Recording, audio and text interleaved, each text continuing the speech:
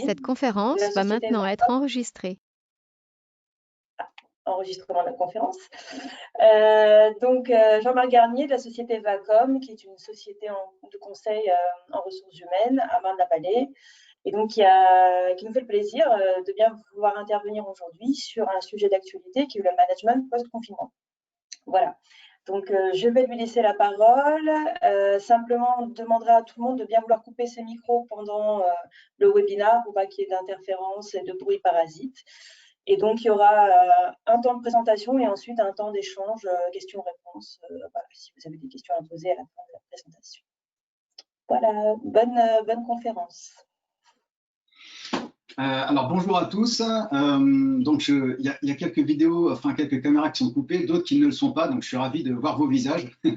Ce que je vais vous demander maintenant, du coup, c'est effectivement de couper tous les micros pour éviter les bruits de voitures qui passent et autres, et puis de couper éventuellement les webcams aussi pour que ce soit plus fluide au niveau du réseau. Et je vais partager mon écran. Si ça marche bien, normalement ça devrait marcher. Voilà, hop. Non, ça, je vais le fermer. Alors ça, je vais le fermer aussi. Ça, je vais le fermer.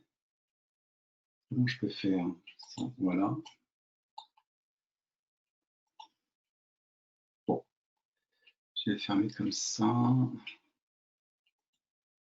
Ah non, je ne vais pas quitter la réunion, sinon ça ne va pas être top.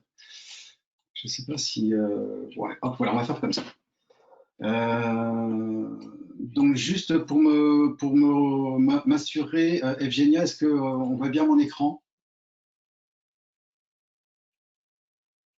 Evgenia? Oui, on voit bien l'écran. Ok, impeccable. Alors c'est parti. Donc bonjour à toutes et à tous. Donc merci d'être présents pour ce webinaire de ce matin. Merci aussi de vous interroger et de vous intéresser à ce que peut être le management après la fin du confinement. Alors c'est un webinaire, moi, comme vous l'a dit Evgenia, je suis une société de conseil en ressources et en relations humaines, donc j'aime bien la relation humaine, donc le webinaire me perturbe un peu puisque je ne vous ai pas en face de moi. Là, je suis en train de parler à mon écran, donc on va faire avec. Juste avant, donc merci déjà à l'équipe de Cinéma Attractivité, en particulier à Lydie Benko et Evgenia Gorchkova qui ont travaillé sur les volets techniques et communication de ce rendez-vous. Webinaire, contrairement aux conférences, c'est une intervention de courte durée. Autant une conférence, ça peut durer 1h30, 2 heures, autant là, le webinaire, effectivement, pour des raisons de confort, on essaie de faire tenir le timing en 45 minutes. Donc, je vais m'y atteler. L'idée, c'est d'intervenir pendant une quarantaine de minutes et ensuite, si vous avez des questions ou des partages à exprimer, ce sera évidemment avec plaisir, sachant que l'idée, c'est bien de parler aujourd'hui de management. On n'est pas sur des questions en lien, par exemple, avec le droit du travail. Il y a eu 2 questions en amont qui ont été posées avec deux thématiques plutôt droit du travail, donc j'y répondrai quand même parce que ça me fait même pas peur.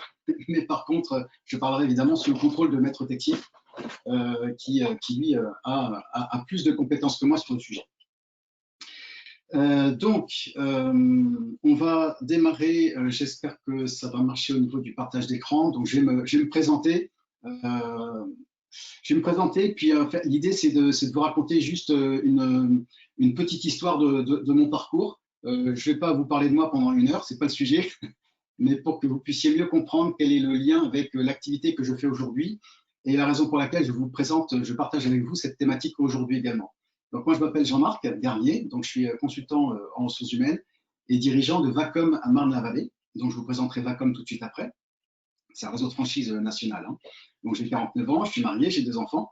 Et avant de faire ce métier-là, avant de créer Vacom Marne-la-Vallée en 2017, auparavant, j'ai travaillé donc dans la distribution spécialisée, dans la grande distrie, pendant 22 ans, dans des enseignes comme Decathlon, Brice, Darty, Brico Dépôt, Cultura.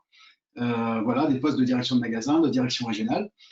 Et la dernière expérience en date, c'était chez Cultura, donc les réseaux de magasins Cultura. Cette expérience a duré un peu plus de 10 ans et demi, très exactement. Donc, je suis rentré comme directeur de magasin. Ensuite, j'ai pris des différentes directions de région, donc dans l'ouest de la France, dans le nord, dans l'est.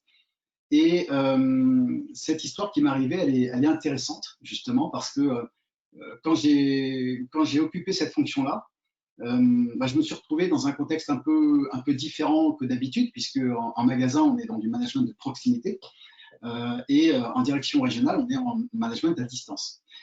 Néanmoins, moi qui suis très centré sur la relation humaine, évidemment, je m'attelais à être le plus présent possible dans l'ensemble de mes magasins, donc je tournais en permanence dans mes magasins. Et un jour, j'ai fait un constat un peu particulier, puisque en discutant avec mes équipes, je me rendais compte qu'il y avait des gens qui n'allaient pas forcément toujours très très bien. Alors je me posais la question, pourquoi? Puisqu'en fait, Cultura, c'est une enseigne géniale qui vend des articles de loisirs créatifs. Donc quand les clients viennent dans les magasins, c'est uniquement pour se faire plaisir. Donc voilà, l'enseigne est super, le produit est génial, les clients sont extraordinaires. Donc pourquoi mal se sentir dans cette enseigne? Et je me suis rendu compte qu'il y avait effectivement des problèmes de communication interpersonnelle. Il n'y avait pas de malveillance, notamment de malveillance managériale, parce que je ne connais pas encore aujourd'hui une personne qui se lève le matin et qui a envie de faire du mal à ses collaborateurs, à ses collègues. Mais pour autant, il y avait quelques difficultés justement dans la relation interpersonnelle. Donc, j'ai remonté cette problématique au niveau de mon comité de direction. Voilà, juste pour la faire courte, j'ai expliqué qu'on n'était apparemment pas suffisamment armé dans ce réseau pour accompagner les personnes justement dans cette partie management, y compris management de crise, puisque dans le cadre du post-confinement, on est post-crise en quelque sorte. J'ai demandé du coup à changer d'orientation chez Cultura. C'est pour ça que vous voyez marqué coach interne également dans mes fonctions. Cultura m'a fait un cadeau extraordinaire. Ils m'ont financé une belle formation. Je suis parti 1 an à HEC et je suis revenu avec, entre autres, donc, cette nouvelle compétence de coach de dirigeant. Et dans les 2 années qui ont suivi, j'ai développé des outils d'accompagnement interne, individuel et collectif au sein du réseau Cultura. Et ça a plutôt bien marché et ça a tellement bien marché que j'ai voulu en faire mon activité principale. Raison pour laquelle, voilà, en 2017, j'ai quitté Cultura et j'ai créé donc mon agence Vacom à Marne-la-Vallée, à Montévrain pour être très très précis. Pour terminer les présentations, donc du coup, oui, Vacom, c'est une société de conseil en ressources et en relations humaines qui a été créée en 1989 et qui s'est ouverte à la franchise en 2009. Donc en fait, je suis un indépendant franchisé du réseau Vacom. Le réseau Vacom, c'est une société donc, qui a aujourd'hui 39 implantations en France, 74, je crois 75 même consultants depuis quelques jours, et autour de 6 activités que vous voyez. Alors, je ne sais pas si vous voyez mon petit curseur, mais les 6 activités, elles sont là. Donc, nous faisons du conseil stratégique, RH, de la formation, du recrutement, de l'orientation professionnelle, du coaching, et également des conférences. On a une équipe de conférenciers dont je fais partie pour intervenir sur des thématiques spécifiques, soit en entreprise, soit dans les institutions, type justement cinéma d'attractivité, chambre de commerce et autres. Et enfin, pour terminer les présentations, voici quelques clients qui m'ont fait confiance sur Marne-la-Vallée. Comme vous pouvez le constater, il y a aussi bien des organisations importantes que des entrepreneurs indépendants. C'est ça qui me plaît également dans mon métier, c'est que j'ai la possibilité d'accompagner d'abord et avant tout l'humain au-delà de l'organisation. Moi, ce qui m'intéresse, c'est l'humain, quelle que soit la taille évidemment de l'entreprise. Au sommaire donc de ce webinaire, la crise. Donc on va s'atteler à faire apporter une définition du mot crise. Quel constat après cette période inédite de confinement? À quel changement pouvons-nous nous attendre dans l'organisation du travail? Comment instaurer de manière durable la confiance après la crise? Comment utiliser la notion d'optimisme en lien direct avec la réalité du quotidien post-confinement? Cette notion d'optimisme, par rapport à ce webinaire que j'ai déjà donné il y a quelques jours, j'ai eu énormément de questions en fait sur cette notion d'optimisme. Alors ça peut sembler un peu ésotérique, néanmoins ça peut effectivement se connecter à la réalité du quotidien et apporter une vraie valeur ajoutée pour l'efficacité collective. Et puis on conclura effectivement par quelques quelques questions. Je serai à votre service pour y répondre. Donc déjà, on va ouvrir notre dictionnaire et on va regarder la définition du mot crise. Voilà, donc là, j'ai tout recopié, mais vraiment mot pour mot. La crise, c'est un phénomène prenant naissance au sein des organisations, mis en éveil par un événement déclencheur et dont la gravité peut être amplifiée par la présence de facteurs aggravants. Donc, vous voyez déjà là, on est un peu dans l'ambiance. On sent qu'il y a la crise, certes, mais suivant comment on réagit ou comment on répond à cette crise, on peut apporter en plus des facteurs aggravants. Pour continuer, moi j'aime bien citer les philosophes parce que ça fait bien. Donc Spinoza qui lui a dit « Je mets tout mon soin à ne pas railler, ne pas pleurer, ne pas détester, mais à comprendre ». Pour moi, cette citation, elle a tout son sens, puisque vous allez voir, il y a différents profils de collaborateurs qui peuvent réagir à cette situation inédite que nous venons de connaître, avant même de juger finalement la réaction des uns et des autres. Plutôt que de railler, plutôt que de pleurer, plutôt que de détester, cherchons plutôt à comprendre. Ensuite, je me suis intéressé à la représentation du mot crise en idéogramme chinois. Le mot crise, il est composé de 2 caractères. Donc, le premier caractère, donc wei, qui signifie le danger, représente un homme au bord d'un précipice. Je vais vous montrer le petit curseur là. Donc ici, vous avez une espèce de rocher. Là, vous avez les jambes du bonhomme. Et on a l'impression que le bonhomme, là, il va tomber dans le précipice.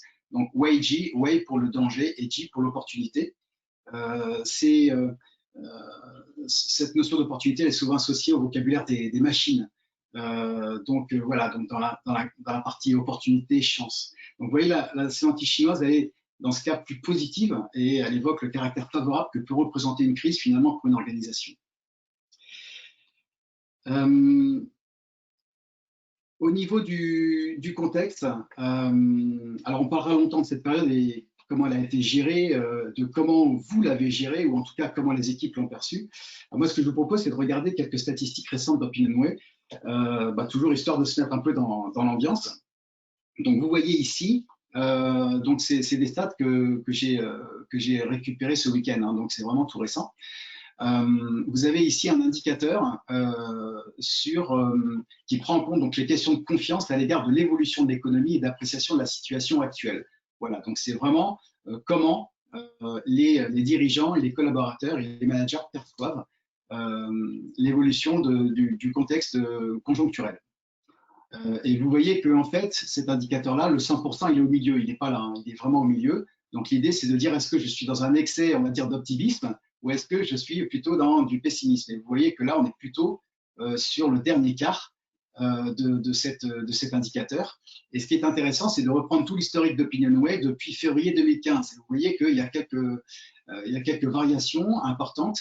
Et là, on est en janvier 2020, en février 2020, et d'un coup, boum, on est en train vraiment de tomber là entre février et mai. Et on est sur cet indicateur de 49%.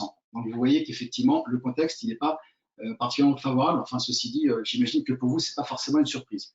On continue dans les indicateurs. Alors celui-ci, il est intéressant dans le sens où OpinionWay a cherché à faire un constat sur l'évolution depuis février 2020. Donc c'est tout récent. C'est une enquête qui a été faite la semaine dernière par OpinionWay et ils sont venus interroger sur les qualificatifs suivants. Quels sont ceux qui caractérisent le mieux votre état d'esprit actuel? Donc ça, c'est un questionnaire qui a été posé à 609 chefs d'entreprise, avec évidemment plusieurs réponses possibles, puisque vous constatez que le total est évidemment supérieur à 100. Donc certains ont répondu plusieurs critères. Donc vous voyez que le critère le plus important qui est cité en réponse à cette question, c'est la notion d'inquiétude. Ensuite, la notion de confiance, mais confiance au sens positif du terme, et optimiste. Donc, c'est la raison pour laquelle voilà, je vous parle d'optimisme encore aujourd'hui. C'est que c'est le 3e critère qui vient spontanément dans les réponses des dirigeants. Mais ce qu'il faut constater également, vous voyez, ce que je vous ai entouré en rouge, c'est les évolutions par rapport à février 2020. Et donc, vous voyez que la notion d'inquiétude augmente, la notion de confiance diminue et la fonction d'optimisme diminue. Donc, pour un questionnaire qui a été posé la semaine dernière, c'est-à-dire post-confinement, on a toujours une inquiétude qui grandit malgré la reprise et on a toujours une notion de confiance et d'optimisme qui tendent à diminuer. Et enfin, ça c'est intéressant également, c'est des indicateurs que j'avais notés à la fin du confinement, c'était la dernière semaine du confinement, juste avant le 11 mai, où là on avait interrogé des salariés. Donc pareil, hein, c'est une source de OpinionWay. 44% des salariés estimaient qu'ils étaient en situation de détresse psychologique. Les mots sont importants. Un salarié sur 4 présentait un risque de dépression nécessitant un traitement. Un salarié sur 4 déclarait que sa motivation professionnelle s'est dégradée. 79% des salariés plébiscitaient le soutien de leurs collègues et 70% des salariés plébiscitaient le soutien de leur N+1. Donc évidemment, j'ai souligné ça puisque c'est vraiment le thème d'aujourd'hui. Quel management post-confinement pour passer du danger à l'opportunité. La notion de motivation, elle reviendra également tout à l'heure. J'y reviendrai tout à l'heure un petit peu plus en détail. Deuxième citation, Boris Cyrulnik, que j'aime bien, neuropsychiatre conférencier, et qui dit ceci: après la crise du coronavirus, la culture de la performance sera critiquée. C'est moins qu'on puisse dire. Donc en fait, les managers qui jusqu'ici avaient pour fonction d'organiser un travail à flux tendu, des cadences, des rentabilités, gagneront de toute façon à changer de manière de travailler et de gérer leurs équipes. Et ils devront davantage être bienveillants et leur laisseront davantage de liberté. Ça, c'est ce que nous dit Boris Cyrulnik. Alors pour autant, l'épidémie de coronavirus aura certainement laissé forcément des séquelles sur l'économie et la productivité de l'entreprise. Il est inutile de masquer la réalité financière de l'entreprise aux membres de votre équipe. Un collaborateur averti sera plus efficace s'il travaille en connaissance de cause. Cette notion de transparence, elle est absolument essentielle. Et le défi commun, finalement, qui nous concerne tous, sera de redresser la barre et le fait de miser sur la transparence, qui est vraiment le meilleur moyen de fédérer vos équipes. Alors, en tant que manager, c'est important de prendre du temps pour communiquer sur les impacts que la crise du Covid-19 a eu sur la santé de l'entreprise. Il faudra donc du coup verbaliser plus que d'habitude. Et évidemment, plus tôt vous le ferez au niveau de la reprise, plus l'engagement de vos collaborateurs sera rapide. À quel changement pouvons-nous nous attendre dans l'organisation du travail? Alors déjà, appliquer les bons gestes. Là, j'ai repris des éléments qui ont été communiqués par l'ANDRH, l'Association nationale des DRH, que j'ai eu le plaisir d'accompagner notamment l'année dernière. C'est la plus grande association des DRH en France. Donc, eux, ce qu'ils nous disent, c'est réorganiser et adapter l'organisation en lien avec le niveau d'activité. Continuer de privilégier le télétravail. Donc, j'ai vu une question tout à l'heure qui touchait au télétravail, donc j'y répondrai tout à l'heure. Distinguer les collaborateurs ne pouvant se rendre sur site. Alterner les équipes et ou flexibiliser les horaires d'arrivée et de départ. J'accompagne notamment une entreprise en Seine-et-Marne qui a une cinquantaine de collaborateurs.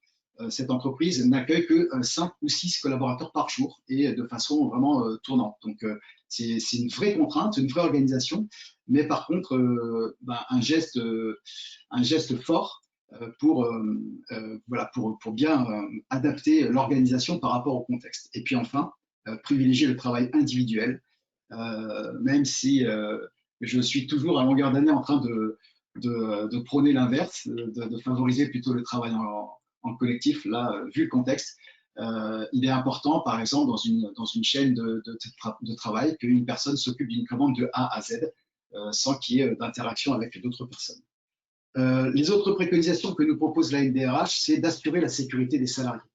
Donc, d'identifier les risques, les évaluer et mettre en place les mesures de prévention. Ça peut être assurer une veille sur les consignes sanitaires, déterminer les points physiques par poste, par activité à risque, inclure aussi les RPS, les risques psychosociaux, déterminer les mesures de prévention plus modalités de communication et de contrôle, associer les bons interlocuteurs, donc CSE, CSFCT ou CHSCT, la médecine du travail, de créer des groupes de travail autour de ce thème-là, et ou encore formaliser dans le document unique et mettre en place l'ensemble de ces consignes. Troisième citation, Eric Orsena, cette fois-ci, qui lui est donc écrivain membre de l'Académie, vous le connaissez bien, et qui dit quelque chose de très fort. Il dit: le plus effrayant dans cette crise, ce serait que tout redevienne comme avant. Alors justement, par rapport à ça, certes, le constat qu'on vient de faire, il peut sembler alarmant. La réorganisation peut sembler contraignante et pourtant, on va toutes et tous constaté plusieurs changements globalement positifs. Alors moi, j'en ai choisi 4 pour vous. Les 4 qui me paraissent les plus importants à intégrer dans votre posture managériale pour créer les conditions d'une reprise d'activité réussie pour votre équipe. Alors le premier changement que j'ai identifié, c'est de nouvelles solutions qui vont répondre à vos besoins de se retrouver, même virtuellement. Donc là, depuis 2 mois, partout en France, on Slack, on Trello, on Teams, on Zoom. Aujourd'hui, on GoToMeet. L'agilité des organisations lors de ces dernières semaines a été vraiment remarquable. On a vu des webconférences qui ont permis de maintenir le lien en interne, vraiment au niveau des organisations, des entreprises, et puis qui ont permis de se réunir et de continuer l'activité en quelque sorte, même à distance. Alors mieux encore, il y a plusieurs clients qui m'ont témoigné récemment avoir créé des groupes de projets donc à distance pendant le confinement, en visioconférence régulière, et ça a vraiment porté ses fruits. Et puis au-delà du travail réalisé sur ces projets, il y a une nouvelle forme de cohésion qui est née au sein des équipes.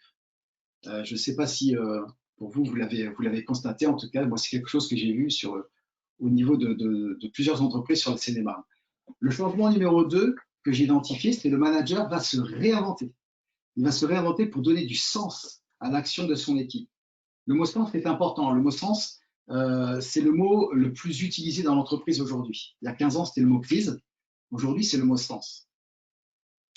Juste une petite parenthèse qui n'a rien à voir avec cette slide-là, mais si vous voulez connaître les 2 mots les moins utilisés en entreprise, et c'est vrai ce que je vous dis, c'est les mots merci et bravo. Voilà. Je vous laisse méditer là-dessus.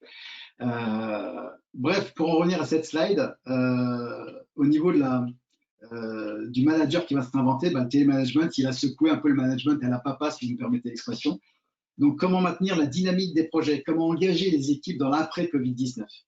Et les managers confinés, du coup, ont dû prendre des risques et tester de nouvelles techniques. Cette situation inédite a également libéré la parole et elle a créé du lien. De retour au bureau, tout ce qui a été inventé en mode survie pendant cette période de confinement s'ancre comme un fonctionnement normal, comme un certain lâcher-prise vis-à-vis des éléments statutaires, une incitation à l'autonomie, une capacité accrue à verbaliser les doutes, l'écoute, l'utilisation d'astuces d'animation pour créer de la proximité, la participation active à des communautés d'entraide entre pairs. Je vous parlais des groupes de projet tout à l'heure, on y était complètement. L'optimisation aussi des réunions courtes et efficaces. Ça, c'est intéressant puisque c'est vrai qu'avant le confinement, on avait notre organisation bien huilée qui consistait à faire, par exemple, des réunions récurrentes tous les mois ou toutes les semaines. Donc, moi, je me souviens, dans la grande distrie, on avait pour habitude de faire des réunions d'encadrement tous les lundis après-midi pour lancer la semaine. Et en réalité, on abordait des thèmes qui ne concernaient que certaines personnes en réunion. Mais par contre, par principe, on invitait tout le monde et on passait 2 heures, 3 heures à évoquer un certain nombre de priorités sur des thèmes qui ne concernaient pas tout le monde. Donc en fait, on était juste en train, inconsciemment, de faire perdre du temps aux gens, du temps précieux. Donc là, voilà, cette période inédite, elle a permis d'optimiser des réunions courtes et efficaces et ultra ciblées en fonction des personnes concernées. Troisième changement qui me semble important et que j'ai sélectionné pour vous, c'est l'humain. L'humain qui reprendra enfin sa place. On se verra moins, certes, mais on se verra mieux. Donc la crise que nous venons de traverser, que nous sommes toujours en train de traverser d'ailleurs, montre à quel point se voir en chair et en os est précieux. La présence physique a la primeur sur toutes les autres interactions en fait. La crise démontre aussi combien les interactions humaines sont multiples, profondes, nécessaires au développement individuel et collectif. Et chacun percevra désormais encore mieux la valeur d'être présent physiquement. J'ai eu par exemple, une petite anecdote, un client, j'ai eu les 2 premiers contacts avec ce client pendant le confinement, donc en visio. Et à la fin du 2e entretien, il m'a dit « Jean-Marc, moi j'ai envie de travailler avec vous. Par contre, je ne vous donne pas mon accord tant qu'on ne s'est pas vu. » Et effectivement, j'ai eu le plaisir de le voir la semaine dernière pour la première fois. Et voilà, c'était un vrai plaisir. Donc voilà, pour lui, c'était important, par principe, de me voir avant d'aller plus loin dans la mission. Donc cette crise nous montre que le plus grand capital, en quelque sorte, et c'est ce qu'on a l'habitude de dire chez Vacom, c'est le capital humain. Et enfin, le 4e et dernier changement que j'ai sélectionné pour vous, c'est les collaborateurs qui sont amenés à s'auto-motiver. Cette notion de motivation, on va y revenir tout de suite après, pendant le confinement. C'est des collaborateurs qui ont appris à assumer leur singularité en quelque sorte. La crise du coronavirus a fait ressortir le facteur humain comme une priorité essentielle du fonctionnement de nos entreprises. Le monde du travail, lui, il est en mutation et le confinement a confirmé la nécessité d'amener les collaborateurs à plus d'autonomie et plus de responsabilité.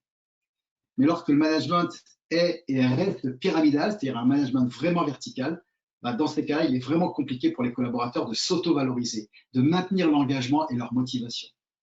Les entreprises doivent repenser les méthodes de management, mais aussi former les collaborateurs pour les aider à renforcer leurs soft skills. Alors peut-être que certaines et certains ont déjà entendu parler de soft skills.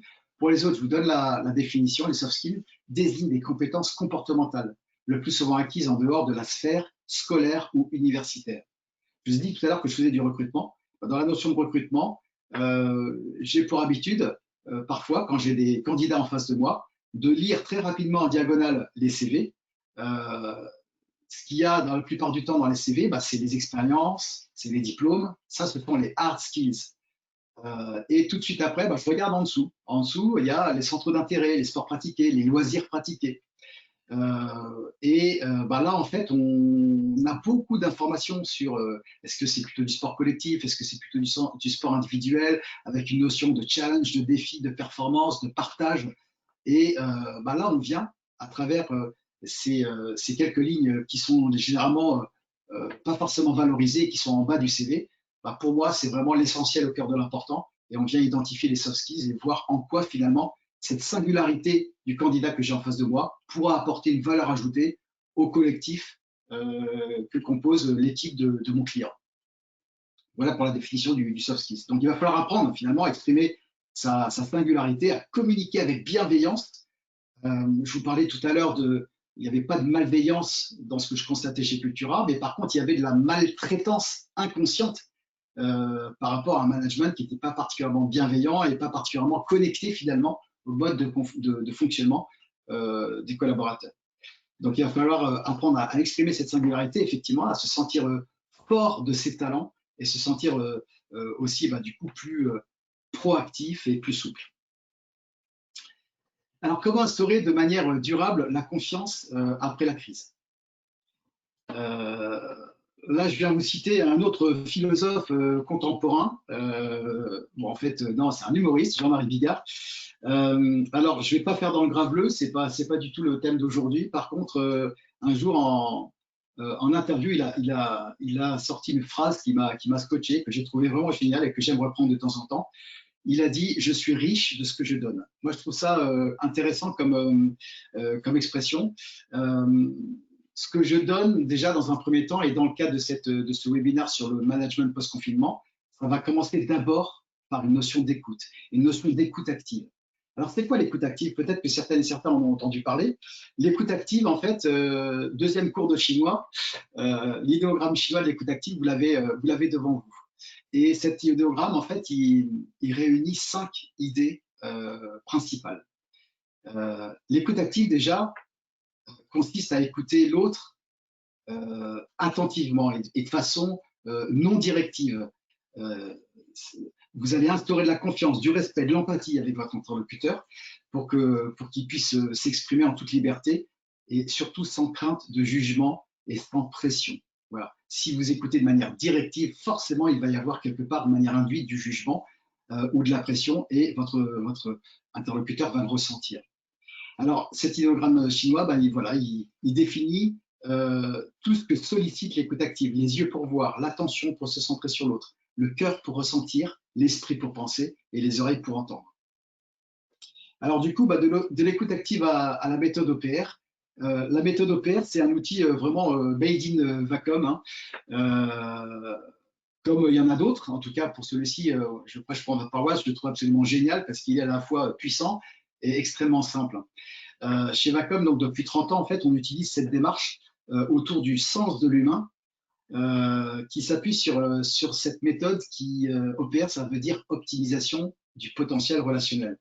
Alors, Qu'est-ce que permet l'OPR? L'OPR, il permet justement par sa simplicité et son accessibilité de comprendre les sources de motivation et d'engagement d'une personne. Cette méthode, elle permet de comprendre de quel environnement cette personne a besoin pour être dans le bien-être et dans la performance.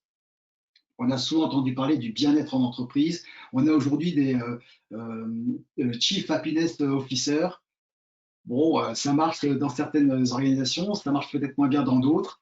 Pour certains, c'est un sujet vraiment hyper important. Pour d'autres, c'est juste hyper artificiel ou superficiel.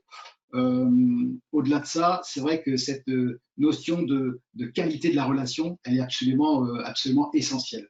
Et donc, l'OPR permet à un manager de rendre un individu auteur et acteur de sa propre performance en tenant compte de son environnement et en lui donnant les moyens de l'adapter et de mieux le vivre. Alors, comment fonctionne l'OPR? L'OPR, en fait, c'est pas un test de personnalité. On ne vient pas chercher de la personnalité dans l'OPR, on vient chercher du comportement. Et le profil comportemental, c'est tout simplement physiologique. On parle de préférence cérébrale. Le plus important dans notre cerveau, finalement, ce n'est pas le nombre de neurones, mais par contre, c'est le nombre de connexions. Alors du coup, l'OPR, lui, il a coupé le cerveau en 4. Donc je vais reprendre mon petit curseur, si vous le voyez. Et voilà, donc là, on a un cerveau vu de dessus, en fait. Et vous avez sur la partie droite l'hémisphère droit et sur la partie gauche l'hémisphère gauche. Vous avez ici le système cortical, qui est le siège de la pensée, et en dessous le système limbique, qui lui est le siège des émotions. Et à partir de là, l'OPR vient identifier 4 grandes familles de profils. Et je dis bien des grandes familles parce qu'on n'est pas que 1, que 2, que 3 ou que 4. On va les lire rapidement. Ici, vous avez donc dans les petites phrases génériques, chacune des cases, ce sont en fait les besoins, les zones de motivation de chaque profil. Le profil 1, lui, il a besoin de créativité, de synthèse, de globalité, de nouveauté, de compétition, de rapidité. Son facteur de motivation principal, c'est la reconnaissance. Il a besoin d'être reconnu comme le leader en quelque sorte. Le profil 2, lui, il est plus centré sur le contact humain, sur l'échange, sur la communication, sur le fait d'exprimer ses émotions, sur sa sensibilité, sur sa collectif, sur le sens du collectif, son rapport au collectif. Voilà, donc son facteur de motivation principal, c'est besoin d'aimer et d'être aimé, en quelque sorte. Le profil 3, lui, il est plutôt dans le contrôle, dans le respect, dans la méthode, dans le détail, dans la sérénité, dans la prudence. Vous voyez la notion de détail qui vient s'opposer en quelque sorte au 1 qui est dans la globalité. La notion de détail, dans une forêt, par exemple, il y a un 3 et un 1 qui arrivent devant une forêt. Le 1, il va dire « Waouh, qu'est-ce qu'elle est belle cette forêt !» Il voit la globalité. Et le 3, il va dire « Ouais, mais t'as vu, il y a cet arbre-là, il est en train de mourir. » Le 3, il va vraiment être centré sur le détail. Et enfin, le profil 4, lui, il est très centré sur l'efficacité, sur le fait de comprendre, d'analyser, d'organiser. Il est très franc, il est très concret, le 4. Son facteur de motivation principal, c'est la culture du résultat. Alors, comment reconnaître un interlocuteur en quelque sorte? Donc là, c'est important également, parce qu'une fois qu'on s'est dit ces 4 profils, vous pouvez peut-être vous identifier vous-même. Par contre, comment vous aider à identifier les autres? Et pour créer les conditions justement de réussir votre management post-confinement et de faire de cette sortie de confinement une réelle opportunité de vraiment vous connecter par rapport au profil de votre interlocuteur. Si vous avez une personne devant vous, un collaborateur ou un collègue qui est plutôt ouvert, curieux, compétitif, sûr de lui, qui est très rapide, qui est toujours en train d'avoir plein d'idées, il a tendance à passer du coq à l'âne, parfois même à couper la parole, à manquer de rigueur, tellement il va vite, à faire parfois même du hors-sujet. Il y a fort à parier qu'en face de vous, vous avez plutôt un profil 1. Pour le profil 2, pour le reconnaître, s'il est plutôt enthousiaste, spontané, amical, serviable, confiant, qu'il a tendance à raconter sa vie, à être lunatique, donc il peut changer d'émotion vraiment d'une seconde à l'autre, à se laisser influencer, à être parfois même trop bavard. Là, il y a une forte chance que vous soyez face à un profil 2. Le profil 3, lui, si vous êtes face à une personne qui est plutôt prudent, patient, réservé, méthodique, conventionnel, qui a tendance à être à cheval sur l'horaire, à être routinier, à être tatillon, détailliste, pessimiste, il y a de fortes chances pour que vous soyez face à un profil 3. Et enfin, pour identifier un profil 4, s'il est plutôt précis, franc, logique, concret, exigeant, et qui a tendance à être trop directif, froid, distant, à mettre la pression, à critiquer, bah, là, votre collaborateur, il y a de fortes chances qu'il soit plutôt sur un profil 4. Très bien, une fois que vous avez mis une étiquette, entre guillemets, face à votre collaborateur, bah, quelles sont les conditions de motivation de chaque profil? Alors, vous avez ici le profil 1, donc sa motivation, je vous l'ai dit tout à l'heure, hein, c'est le fait d'être reconnu, c'est reconnaissance. Mais il a besoin de nouveautés, de globalité, de défis, de rapidité, de leadership, de compétition, de changement. Voilà comment vous allez pouvoir vous connecter à votre collaborateur profil 1 pour qu'il soit vraiment dans une situation de dynamique positive et de réussite. Pour le 2, qui lui a besoin d'être aimé, ça fait un peu bisounours de dire ça, mais en fait, c'est vraiment c'est très important. Hein. Le 2, généralement, il arrive toujours tôt le matin dans l'entreprise pour préparer le café pour tout le monde, parce que ça lui fait plaisir de faire plaisir. Et puis, ce qui lui fait plaisir aussi, c'est d'avoir un feedback et qu'on lui dise « Waouh, c'est super sympa d'avoir préparé le café ». C'est très anecdotique, mais par contre, c'est central par rapport au fait de créer les conditions de la motivation de ce profil-là. Lui, son besoin, c'est les échanges, c'est l'esprit d'équipe, c'est le partage, c'est l'écoute, c'est le dialogue, la convivialité. Le profil 3, lui, il est plutôt dans un besoin de sécurité. Sécurité pour lui, mais également sécurité pour les autres autour de lui. Donc, besoin de qualité, de stabilité, de détails, de méthode, d'instruction, de formalisation. Si vous dites à un 3, j'ai une idée géniale, tu vas voir, ça va cartonner et on y va. Le 3, il va rester sur place, il va dire non, mais tu ne vas pas expliquer comment on fait, tu ne vas pas donner de détails, tu ne vas pas donner d'indicateurs de performance, tu ne vas pas sécuriser. Donc là, pour l'instant, je ne pars pas. J'ai besoin de temps pour comprendre. Et puis le 4, lui, par contre, est très centré sur les résultats, comme je vous le disais tout à l'heure. Donc ses besoins, il a besoin d'objectifs, de concret, de franchise, de clarté, de rentabilité. La phrase favorite du 4, c'est le temps, c'est de l'argent. Donc voilà, il faut vraiment que chaque minute consacrée rapporte. Il a besoin de comprendre le 4. Voilà, donc il a vraiment besoin d'efficacité. Donc une fois que je vous ai donné tous ces profils-là, comme je vous l'ai dit tout à l'heure, on n'est pas que 1, que 2, que 3 ou que 4. Par contre, on peut avoir 1 ou 2 ou 3 maximum profils dominants. Et c'est ça qui fait finalement votre singularité. Comment utiliser du coup la notion d'optimisme, comme je vous l'ai dit tout à l'heure dans le sommaire, en lien direct avec la réalité du quotidien post-confinement. Tout à l'heure, quand je vous évoquais le changement numéro 2, qui s'intitulait « Le manager va se réinventer pour donner du sens à l'action de son équipe », je vous ai dit, je reviendrai sur cette notion-là, effectivement, ça sera le dernier volet de mon intervention. Déjà, ce qu'il faut savoir, c'est que les Français sont les vice-champions du monde du pessimisme, juste derrière les Italiens. Jean-Michel Blanquer, notre ministre de l'Éducation nationale, avait dit en janvier 2019, ça m'a toujours étonné, mais les Français sont plus pessimistes que les habitants du Bangladesh. Pour information, au niveau du classement, les 5 premiers dans le monde aujourd'hui, au niveau de l'optimisme, sont les Chinois. En deuxième, on a l'Inde, ensuite les Émirats Arabes Unis, en 4 l'Indonésie et en 5 la Thaïlande. Vous voyez que l'Europe, elle n'est pas forcément dans ce classement-là.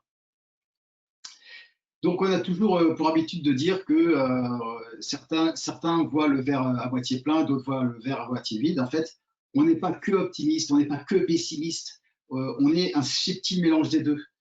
Sans le pessimisme, l'homme n'aurait pas survécu, effectivement, puisqu'il a fait preuve de créativité quand il identifiait le danger. Sans l'optimisme, l'homme n'aurait rien entrepris, rien bâti, rien inventé. Donc, en quelque sorte, pour résumer, l'optimiste, lui, il a inventé l'avion, on pourrait dire ça comme ça. Le pessimiste, lui, il a inventé le parachute. Et puis après, pour les récalcitrants, on peut se dire, si tu vois ton verre à moitié vide, verse-le dans un verre plus petit, arrête de nous emmerder, ça c'était pour la boutade. En fait, si on considère le verre comme son environnement, on peut se dire, moi je vois toujours mon verre à moitié vide, mon verre à moitié vide, mon verre à moitié vide. Reconsidérez votre environnement et voyez comment vous pourriez créer un environnement qui vous convienne peut-être un petit peu mieux. Et puis j'ai envie de vous donner une autre citation que j'aime bien donner, celle d'Albert Einstein qui disait, pour définir la définition de la folie humaine, il dit « La folie est de toujours se comporter de la même manière et de s'attendre à un résultat différent ». Donc je vous laisse méditer également là-dessus. Donc ma vision de l'optimisme, effectivement, c'est pendant le confinement, une personne m'a interrogé en visio et m'a dit tu te sens comment en ce moment par rapport au confinement, au niveau de est-ce que tu es contrarié, etc. Et moi, je lui ai répondu, je suis dramatiquement optimiste. Et effectivement, dramatiquement par rapport au contexte, certes, mais après, je me suis dit, bah, comment visualiser chaque épreuve, non pas comme un danger, mais plutôt comme une opportunité. Et donc, par rapport à vos collaborateurs et par rapport à votre type de management, ce qui est important à savoir, c'est que il ne sert à rien de vouloir motiver les autres. Ni vous ni moi ne pourrons motiver quelqu'un. En revanche, il faut créer les conditions pour qu'ils se motivent eux-mêmes. La motivation, elle vient de l'intérieur. Ce qui vient de l'extérieur, ça s'appelle la sollicitation. C'est autre chose. Mais la motivation, c'est à vous de créer les conditions pour que la personne se motive elle-même.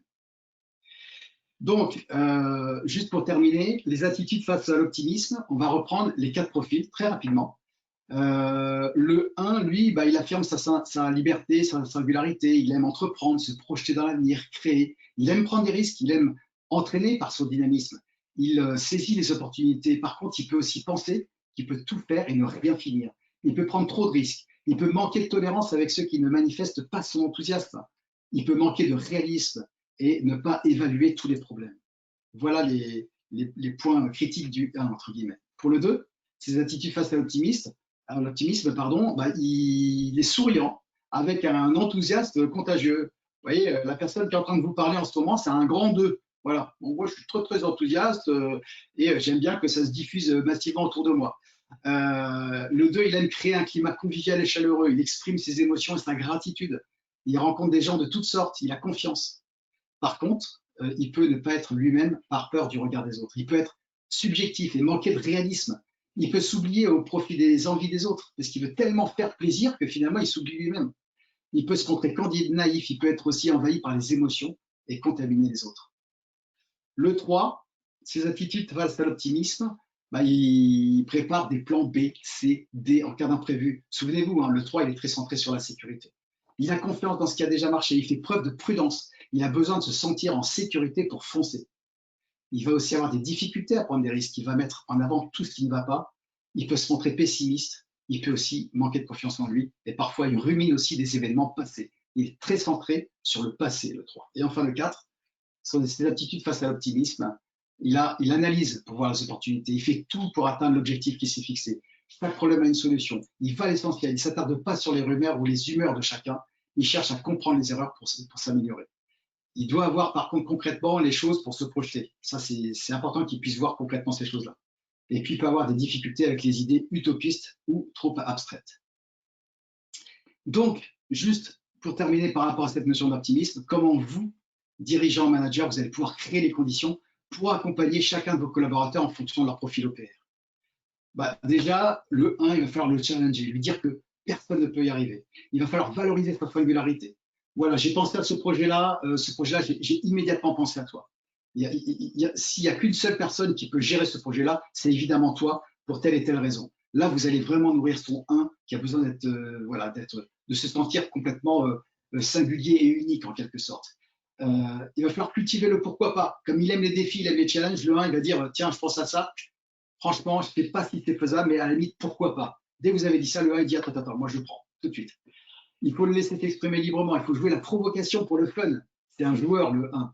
Il faut suggérer les possibles à inventer, lui permettre de prendre le lead, ne pas freiner sa créativité, mettre en avant ses idées. Allez, on continue avec le 2. Qu'est-ce qu'il faut faire pour créer les conditions de sa motivation? Il faut mettre en avant tout ce qu'on va pouvoir entreprendre ensemble. Souvenez-vous, le 2, il a vraiment besoin de collectif. Il faut le mettre dans un groupe optimiste. S'il est dans un groupe pessimiste, malheureusement, il va être contaminé. Il faut montrer de l'enthousiasme, il faut le faire communiquer sur les opportunités, faire partie d'un collectif, laisser de la place à l'expression des émotions. Il faut être soi-même optimiste et aussi il faut laisser de l'espace au superflu. Désolé, hein, je vais très très vite, mais je voudrais vraiment tenir le timing. Le 3, lui, il faut le rassurer sur le fait que les problèmes seront traités au fur et à mesure. Voilà, donc cette notion de temps qui est très importante pour le 3. Il faut lui faire prendre de la hauteur, il faut travailler sa proactivité, lui faire écrire les points positifs, voilà, pour qu'il sorte de ce pessimisme vers lequel il a toujours tendance à tendre. Il faut lui demander de travailler sur des solutions, lui rappeler les fois où il a pu réussir en y croyant. Voilà, il faut le rassurer, le 3. Il ne faut pas être soi-même négatif, évidemment. Il faut le tester pour qu'il puisse se lancer. Et il ne faut pas justifier, mais expliquer.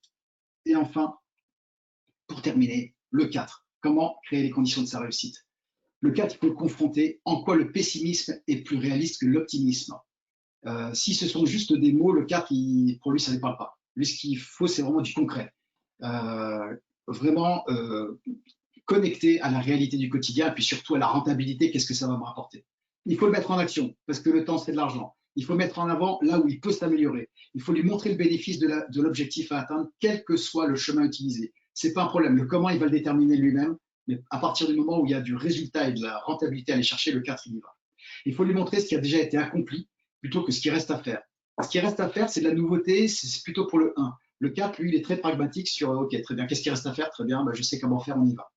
Il faut le projeter dans ce qu'il peut construire et enfin, il faut le focaliser sur ce qui va bien. Voilà, donc en conclusion, ce que je peux vous dire par rapport à ça, c'est qu'on est dans une forme de mutation de la crise. Nous sommes en train de sortir de la crise sanitaire pour rentrer, hélas, dans une crise économique et sociale. Alors, comment me préparer, comment me former? Là, ce sont les 2 minutes de promotion de Vacom, puisque pendant le confinement, du coup, vous voyez, ça, c'est aussi un effet positif et structurant, finalement, de ces épreuves malheureuses que nous traversons. C'est qu'on a développé, du coup, des nouveaux programmes de formation en e-learning tutoré. Ça veut dire en e-learning, vous formez vous-même en fonction de votre rythme, mais à chaque fin de module, vous avez un consultant Vacom qui intervient en visio, au téléphone, pour pouvoir suivre votre progression dans votre formation. Et du coup, on a développé un certain nombre de thèmes et je crois qu'il y a Kangourou Kids qui est en ligne. Ça, c'est juste un exemple de contrat qu'on a décroché au niveau national pour Vacom avec la Fédération des services à la personne. Et donc, la Fédération des services à la personne a demandé à Vacom de gérer, d'accompagner 1000 entreprises adhérentes à la FEDESAP sur un programme financé à 100% par le LOCO-EP, donc ex-AGFOS. Et vous voyez que voilà, cette notion de management post-crise, elle prend tout son sens. Et ça, cette offre nationale, elle est vraiment complètement ancrée sur cette thématique. Et donc, du coup, les thématiques qu'on a développées, je vous les lis très très rapidement pour voir si certaines peuvent vous parler, et auquel cas je serai évidemment à votre disposition pour en parler. Gérer et accompagner le stress, organiser son temps, prendre des décisions, optimiser cette communication relationnelle, identifier et gérer des conflits, négociation relationnelle, entrer dans son rôle de manager, savoir déléguer et faire grandir, manager à distance, animer et motiver son équipe, manager en situation de crise, manager les compétences, gérer et accompagner le changement, définir son projet, un cadre pour donner du sens, conduire une réunion à distance. Le document unique, on en a parlé tout à l'heure, quel est le mode d'emploi du document unique, réussir les entretiens individuels et les entretiens professionnels, ou encore manager dans une perspective de développement durable. Et juste pour terminer le volet pub, moi sur Marne-la-Vallée, je suis allé un petit peu plus loin dans la démarche en créant Vacom Marne-la-Vallée Expérience. Je suis intimement convaincu que, en complément de toutes ces formations en présentiel ou à distance, la notion d'accompagnement expérientiel a du sens. Vivre une expérience, ça permet d'ancrer encore plus ce que l'on peut apprendre. Donc pour ma part, moi je suis pilote privé depuis une trentaine d'années. Donc ça, c'est vraiment ma passion depuis que je suis adolescent. Et du coup, moi, j'ai voulu intégrer ma passion à mon métier d'accompagnement des entreprises. Donc sur l'aérodrome de Meaux, voilà, donc il y a un avion avec lequel j'emmène des clients sur un vol qui dure à peu près une demi-heure, je leur fais faire des exercices tout en leur demandant de piloter à un moment donné l'avion, d'aller d'un point A à un point B. Donc la définition de l'objectif dans le milieu professionnel, comment créer les conditions de réussite, puisque il y a un collègue de ce client qui est en place arrière et qui donne les consignes. Donc voilà, il y a cette notion un peu symbolique du commandant de bord et du copilote. Comment j'écoute mon copilote, comment moi, copilote, je m'adresse à mon commandant de bord. Vous voyez où je veux en venir en termes de relations interpersonnelles au sein de l'entreprise. Et tout ça dans un contexte, je veux dire, exigeant pour être positif, mais ça peut être parfois même stressant, surtout pour les personnes qui n'ont pas l'habitude d'être dans un avion, de 4 places, tout petit. Et voilà, donc ça, cette thématique elle est plutôt intéressante et je l'ai intitulée Fly Coaching. Et je fais également de l'équi-coaching, ça c'est déjà très connu en France depuis une quinzaine d'années, puisque les chevaux sont experts en intelligence émotionnelle. Donc, je veux dire se confronter face à un cheval, donc une bête de 600 kilos, c'est une très belle expérience d'effet miroir sur sa propre posture qu'on peut avoir vis-à-vis de ses collaborateurs, vis-à-vis de ses collègues, vis-à-vis de ses clients. Et ça aussi, c'est une expérience unique à vivre et que je réalise avec une partenaire qui est médiatrice Ekin. Voilà, j'en ai terminé. Il est 23, j'ai pris un peu de retard, j'en suis vraiment désolé. Vraiment merci pour votre attention. J'ai noté donc deux questions qui m'ont été communiquées. Donc deux questions relatives au droit du travail. Donc là encore, je vais aller très très vite sur la partie droit du travail. Donc une question qui a été posée par Charles Gueller. Donc quid des assurances et gestion des risques pour les employés en télétravail? C'est ça que je lis. Salarié en télétravail, mais finalement, quelle obligation d'assurance? C'était ça la question, je crois. Donc, ce que je peux vous répondre par rapport à ça, c'est que même si il n'est pas physiquement présent dans vos locaux, un salarié en télétravail bénéficie de tous les droits relatifs à la santé et à la sécurité appliqués dans l'entreprise. Autrement dit, comme tous les autres salariés, le télétravailleur peut prétendre à l'assurance maladie ou encore à la complémentaire santé collective. S'il vient à se blesser pendant ses heures de travail, cet incident pourrait être considéré comme un accident du travail. Ça, c'est important à savoir. Par contre, donc, du coup, pour permettre à votre salarié d'exercer son activité en toute sécurité, les questions matérielles doivent aussi être prises en compte quand vous instaurez le télétravail. Ça veut dire que vous devez vous assurer que les équipements mis à disposition pour l'entreprise sont cohérents, que l'espace utilisé par le télétravailleur au sein de son domicile personnel sont également sécurisés. Dans le premier cas de figure, c'est l'assurance multirisque pro de l'employeur qui joue, et dans le second, c'est l'assurance multirisque habitation du salarié qui entre en jeu. Voilà, j'espère que j'ai bien répondu. Et puis la deuxième question, je la lis. Donc c'était une question de Marie-Claude Bodichon qui disait: une salariée vulnérable est placée en activité partielle. À quelle date pourra-t-elle reprendre son emploi, sachant que les mesures barrières et matérielles sont mises en place pour la protéger? Donc moi, ce que je peux vous répondre par rapport à ça, je me suis appuyé sur des textes, et notamment l'article 20 de la loi du 25 avril 2020 qui prévoit que les salariés vulnérables doivent être placés en activité partielle, et ce, au-delà du 11 mai 2020. Donc un décret du 5 mai 2020 énumère limitativement les 11 cas dans lesquels une personne doit être considérée comme faisant partie des personnes fragiles. Donc voilà, il y a 11 cas bien précis que vous pouvez retrouver, ou je pourrais vous les donner si vous voulez par écrit. Donc pour tous ces salariés, l'employeur ne peut pas refuser leur maintien en chômage partiel dès lors qu'ils présentent les documents requis. Ceci même si l'activité de l'entreprise reprend normalement et que les salariés non considérés comme à risque ne bénéficient plus du chômage partiel. Les conditions de mise en œuvre classiques de l'activité partielle ne sont pas requises pour les cadres vulnérables ou cohabitant avec une personne vulnérable. Et du coup, moi, je me suis rajouté une autre question en lien avec cette question de Madame Bodichon. Jusqu'à quelle date la protection des personnes vulnérables est-elle prévue? Les salariés vulnérables et les personnes cohabitant avec eux sont empêchés de toute reprise du travail jusqu'à une date indéterminée pour le moment. La loi de finances rectificative pour 2020 ne précise pas jusqu'à quelle date les personnes vulnérables pourront bénéficier du dispositif de chômage partiel. Elle indique simplement une date qui sera fixée par décret et au plus tard le 31 décembre 2020. On attend de voir venir. Voilà, c'est tout ce que je pouvais vous dire par rapport à ces questions-là. J'espère que j'y ai pas trop mal répondu. Je vais arrêter le partage d'écran et pour vous voir. Donc, vous pouvez, si vous voulez, activer vos caméras et vos micros, savoir si à tout hasard vous avez d'autres questions en lien avec la thématique que je vous ai présentée aujourd'hui. En tout cas, merci pour votre attention. Voilà. Avez-vous des questions? Monsieur Garnier, oui, je l'ai vu dans le fil du chatter que vous aviez une question. C'est quel type de profil pour être le bon manager? 1, 2, 3, 4.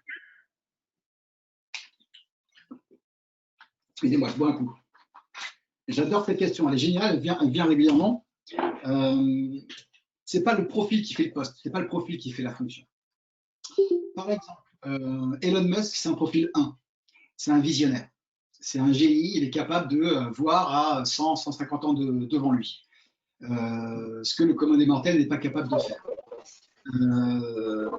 On peut se dire, un entrepreneur, un dirigeant, un chef d'entreprise, le manager, il va être centré sur il va animer sur une année, le dirigeant, il va sur 150. Et pourtant, on a à l'inverse des profils 3 qui sont plutôt centrés sur le passé que sur l'avenir et qui sont également d'excellents dirigeants parce qu'ils abordent toute la partie sécurité du modèle économique, sécurité des collaborateurs, sécurité du business plan, mais ils ont cette capacité, que ce soit 1, 2, 3 ou 4, à s'entourer des bonnes personnes qui apportent un complément. Quand nous faisons des profils OPR collectifs pour des comités de direction, bah, on se rend compte, je vais un peu grossir le trait, hein, pardon, on se rend compte que les comités de direction qui marchent très très bien, bah, c'est des comités de direction où quand on sort leur profil OPR, il y a du 1, il y a du 2, il y a du 3, il y a du 4. Ça fonctionne super bien. Et les comités de direction qui ne fonctionnent pas bien, c'est comment dire, des personnes, des membres du comité de direction qui sont, on a l'impression qu'ils sont, pardon, hein, mais qui sont clonés. C'est-à-dire, on n'a que des 4, par exemple, qui sont très centrés sur la culture du résultat. Donc, le président est 4, le directeur général est 4, le DAF est 4, le DRH, il est peut-être 2 parce qu'il est très centré sur l'humain, mais il a du 4 tout de suite derrière. Et là, on voit effectivement des comités de direction qui ont du mal à fonctionner parce que c'est des jeux de pouvoir, c'est des jeux politiques et c'est de la confrontation permanente. Le 4, il est très confrontant. Donc, ça peut être bien pour faire avancer les choses, mais quand on n'a que des 4 en face de 4, bah, on n'avance plus côte à côte, mais plutôt face à face. Donc, pour répondre à cette question-là, il n'y a pas de profil pour être dirigeant, au même titre qu'il n'y a pas de profil pour être vendeur, il n'y a pas de profil pour être DRH, il n'y a pas de profil pour être ouvrier en usine. Il y a juste votre singularité et tous les outils pour pouvoir bah, vous aider finalement à cultiver et à amplifier cette singularité qui vous caractérise. Est-ce que ma réponse est complète? Ah, Lydie, je ne vous entends pas. Est-ce qu'il y a d'autres questions, Lydie? Je ne vous entends pas, Lydie. À part des remerciements de personnes qui ont dû nous quitter pendant la conférence et qui remercient pour l'enregistrement. Donc, effectivement, nous avons enregistré la séance pour pouvoir la publier et pour que toutes les personnes, vous êtes allé assez vite sur la descriptive des profils, donc on pourra les reprendre plus posément.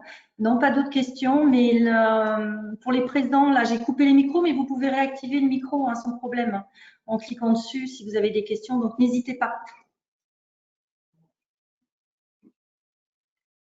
Ah bah là, il n'y a plus que moi là. Les micros sont coupés. Bon alors donc là, en fait, il y a beaucoup de profils 3 qui disent ouais, j'ai envie de poser la question, mais je ne peux pas la poser parce que ça se trouve, c'est pas une bonne question. Il n'y a pas de bonne ou mauvaise question. Si, moi, j'avais quand même une interrogation sur le fait que, bien évidemment, la communication interpersonnelle est importante.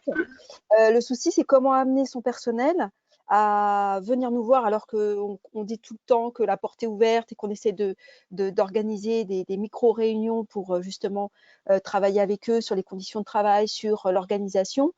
Comment amener ce personnel à venir nous voir? Parce que c'est souvent dans l'autre sens. Merci pour cette question, c'est important.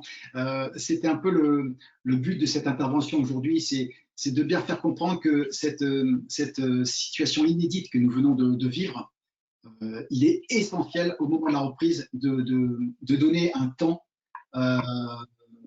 centré uniquement sur l'échange et sur la question qui tue, comment vas-tu? J'ai un exemple, moi, d'un magasin que j'avais repris dans mon ancienne vie. J'avais des collaborateurs qui ne se sentaient pas très très bien.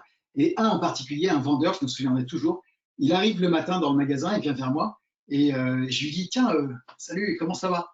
Il me dit oh, ça va, ça va. D'accord. Une deuxième question à te poser. Bah, il me dit bah ouais, vas-y. Je dis bah comment ça va? Alors il me dit bah bien, bien, bien. Ah, ok, j'ai une troisième et dernière question et après j'arrête de te gonfler. Comment ça va? Et là, d'un coup, grosse émotion, il tombe en pleurs. Alors évidemment, je l'isole et on va dans mon bureau tout de suite. Et je dis, qu'est-ce qui se passe? Vas-y, dis-moi tout. Ben, je me suis engueulé avec ma famille hier. Avant-hier, je me suis pris la tête avec un client. Il m'a dit qu'il va t'écrire pour se plaindre. J'ai des problèmes d'argent. J'ai des problèmes aussi avec un collègue. Je trouve plus le sens de mon métier, je m'éclate plus, machin, etc. Il y a tout qui est parti.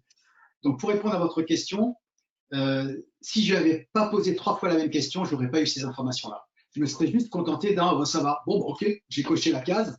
J'ai l'impression d'être un parfait manager parce que j'ai demandé à j'ai pris un temps énorme sur moi, j'ai pris au moins 6 secondes pour lui demander comment ça allait et ça va. Et en fait, non, ça va pas du tout. Donc, l'idée, c'est pas d'aller chercher ce qui va pas en permanence parce que si ça se trouve, le collaborateur, il va vous surprendre et il va vous envoyer quelque chose d'extrêmement positif en disant, bah écoute, ça va. Et si tu me donnes l'occasion de te le dire, bah, je vais t'expliquer pourquoi ça va. Parce que hier, j'ai eu un client, franchement, je me suis éclaté. En plus, il m'a donné une idée géniale qu'on pourrait faire dans le magasin. Du coup, ça tombe bien que je t'en parle maintenant parce que je trouve que cette idée, elle est pas mal. Qu'est-ce que tu en penses? Et donc, finalement, ça peut apporter quelque chose de positif. Donc là, c'est très anecdotique ce que je suis en train de vous dire. Euh, D'autant plus par rapport à ce que l'on vient de vivre ces 2 derniers mois. Donc oui, effectivement, si la personne ne vient pas spontanément vous voir, ça veut dire qu'il y a peut-être un historique qui fait que la parole n'est pas forcément libérée spontanément. Donc, si en plus la personne à laquelle vous pensez est un profil 3, elle aura d'autant moins envie de venir vous voir parce qu'elle aura peur de se faire rembarrer en quelque sorte. Donc, créer les conditions de l'échange, c'est ça. C'est-à-dire créer un temps à part, entre guillemets, qui ne sera pas forcément long, mais un temps à part qui vienne surprendre le collaborateur qui dit mais c'est incroyable, c'est la première fois qu'on vient me demander vraiment comment je vais et qu'on me pose une question autre que professionnelle. Ça va peut-être libérer la parole. Et je sais par exemple que une entreprise qui se situe dans le 78, que j'ai accompagné à 100% à distance pendant le confinement, 23 managers que j'ai accompagnés à distance. Et le dirigeant me disait, je ne comprends pas. Je vous confie mon équipe, mais franchement, c'est vraiment pénible. Vous allez avoir l'élite des cons, mais la Dream Team des plus gros cons de la Terre. Et là, j'avais envie de lui dire, mais qu'est-ce qui les a embauchés? Finalement, du coup, dans votre royaume de cons, bah, c'est qui le roi quelque part? Donc, je ne lui ai pas dit ça évidemment parce que je ne voulais pas perdre mon contrat, mais je suis allé chercher justement en individuel chacun de ces 23 collaborateurs. Ce que j'ai entendu, certains, ça me faisait mal au bide. D'autres qui se mettaient à pleurer. Des membres d'un comité de direction qui se mettaient à pleurer en visioconférence alors qu'ils ne me connaissaient pas, je ne les connaissais pas, et d'un coup, alors moi, c'est mon métier, c'est facile, donc je sais poser les bonnes questions sans être trop intrusif. C'est-à-dire que je laisse le choix à la personne de s'exprimer. Et du coup, après cette période-là, j'ai pris la liberté de demander une visioconférence avec le dirigeant et de dire, écoutez, ça, c'était pas au prévu au programme, c'est cadeau, je vous l'offre. Je vous donne 1 heure de mon temps pour débriefer parce qu'il y a pas mal de choses qui vont émerger. Je garde la confidentialité totale sur laquelle je me suis engagé avec vos collaborateurs. Par contre, je vais vous dire les grandes lignes qui sont ressorties. Et je crois qu'il y a un certain nombre de sujets à travailler chez vous. Je ne vous dis pas ça en professeur, je vous dis ça juste en effet miroir, en totale bienveillance. Après, c'est vous qui choisissez. Et je lui ai dit ce qui n'allait pas, et notamment qu'il y avait un des 23 collaborateurs qui, un soir sur 2, rentrait chez lui en pleurant dans sa voiture. Il est devenu tout blême, il dit, mais c'est pas possible. Et je dis, voilà, donc votre équipe de cons, finalement, je pense qu'ils ne sont pas si cons que ça. Ils ont des choses extrêmement intéressantes et pertinentes à dire, mais par contre, la parole n'est pas libérée. Donc, pour ça, il y a peut-être quelque chose à travailler. Alors, je suis content parce que ça m'a fait une vente complémentaire. Je le rencontre la semaine prochaine et il me dit, waouh, là, il y a un gros sujet avec à la fois du coaching parce qu'il a identifié 4 personnes qui sont en mal-être. Donc, il veut absolument que je les coach, ces 4 personnes-là. Et puis, miracle, il m'a dit, peut-être qu'il y a un travail à faire également sur moi. Voilà. Et donc, cette remise en question, quand je vous ai dit tout à l'heure pendant ma présentation, avec beaucoup d'humilité, que les 10 premières années de mon parcours de manager, toutes les conneries managériales possibles et imaginables, je les ai faites en m'obstinant à faire travailler mes collaborateurs sur ce que j'appelais publiquement les axes de progrès, pour ne pas dire les faiblesses, mais je passais à côté de l'essentiel. L'essentiel, c'était c'est quoi leur singularité, c'est quoi leur force, c'est quoi leur zone de motivation, pour parler un peu en langage OPR. Tout ça, je le balayais d'un revers de la main parce que j'avais l'impression d'être le parfait manager en accompagnant uniquement sur les fragilités de mon collaborateur. Mais ce n'était pas son besoin. Son besoin, c'était de dire waouh, tu me fais confiance parce que ma valeur ajoutée, c'est ça, génial. Je vais aller encore plus loin et je vais me donner à 250% parce que tu viens de me donner de la confiance. Donc, ça crée les conditions de ma motivation. Voilà, j'ai fait une réponse de 37 km. Je suis désolé, mais quand on vient me chercher sur ce sujet-là, moi, je ne m'arrête plus. Est-ce que ça vous va comme réponse? Oui, complètement, complètement. C'est vrai qu'après, moi, je suis toujours aussi à m'interroger sur ma manière de faire et sur comment valoriser l'équipe, justement, parce que c'est important aussi pour eux d'entendre ce bravo, ce merci, comme vous disiez tout à l'heure. Et ça, c'est ce que je fais. Enfin, en tout cas, c'est ce que j'essaie de faire auprès d'équipe. Mais voilà, personne n'est parfait non plus. Il y a 3 sortes de bien-être dans l'entreprise. Il y a le bien-être financier. Donc le bien-être financier, évidemment, c'est tous les éléments de rémunération, fixe ou variable. Il y a également le bien-être matériel. On voit plein d'entreprises avec des baby-foot, avec des salles de sport, des salles de sieste, etc. Ça, que ce soit le bien-être financier ou le bien-être matériel, il y a une véritable inégalité finalement dans les entreprises en France parce qu'il y a certaines entreprises qui n'ont pas les moyens de mettre une mécanique de variable intéressante. Il y a certaines entreprises qui ne peuvent pas non plus mettre à disposition des biens matériels comme ne serait-ce qu'un simple baby-foot, ils n'ont pas les moyens non plus parce qu'ils n'ont pas la salle pour, etc. Donc là, il y a une forme d'inéquité quelque part. Par contre, le troisième bien-être, c'est le bien-être le plus essentiel. C'est le bien-être relationnel. Et quels que soient les moyens de l'entreprise, quelle que soit la taille de l'entreprise, quels que soient les profils des collaborateurs et des managers et des dirigeants, le bien-être relationnel, il est à la portée de tous à partir du moment où on met en place les bons mécanismes. Et le fait que vous disiez ouvertement que vous vous remettez en question sur un certain nombre de sujets, c'est génial. Vous avez déjà fait 90% du job. Il reste juste après à effectivement poser les bonnes questions. Je vous donne juste en cadeau, c'est offert par la maison, les questions que vous posez à un collaborateur.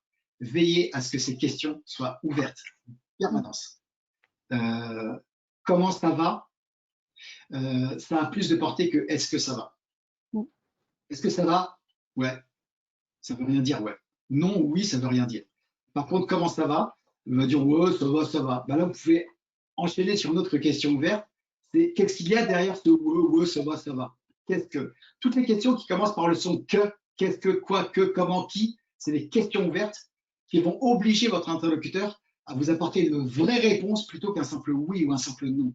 Et c'est là où vous allez chercher des données importantes qui vont vous donner tous les outils pour accompagner au mieux cette personne et vous connecter à son mode de fonctionnement si en plus vous avez la capacité de détecter son 1, son 2, son 3 ou son 4. Okay. Merci. Je vous en prie. Est-ce que vous avez d'autres questions? Non? Non. Bon, 10 minutes de retard, 11 minutes de retard. Bon, désolé, je ne suis pas 3, mais j'aime bien être à l'heure quand même. Donc, mais bon, voilà. Il n'y a pas... Pardon, je suis désolée. Non, je vous en prie. Donc oui, juste en conclusion de tout ça, merci pour vos questions, très, très intéressantes et complètement centrées sur la thématique d'aujourd'hui. J'espère que voilà, ça vous aura nourri, alimenté. Comme vous l'avez compris, je suis pas là dans une posture de professeur, bien au contraire, c'est pas du tout mon mode de fonctionnement, mais on était plutôt sur du partage et vraiment du partage d'actualité. Donc merci à Cinéma d'Attractivité pour votre confiance. Et moi, j'étais ravi d'animer ce webinaire. Voilà, Virginia et Lydie, je vous laisse la parole. Merci beaucoup Jean-Marc pour cette intervention très intéressante. J'espère que ça a plu à tous ceux qui étaient présents aujourd'hui pour ce webinaire. Et puis, on vous tient au courant rapidement pour essayer de monter une autre réunion, un webinaire sur un autre sujet d'actualité. Voilà, vous serez dans la boucle. Et donc, merci encore Jean-Marc. Merci à vous. Bye bye à tous. À bientôt.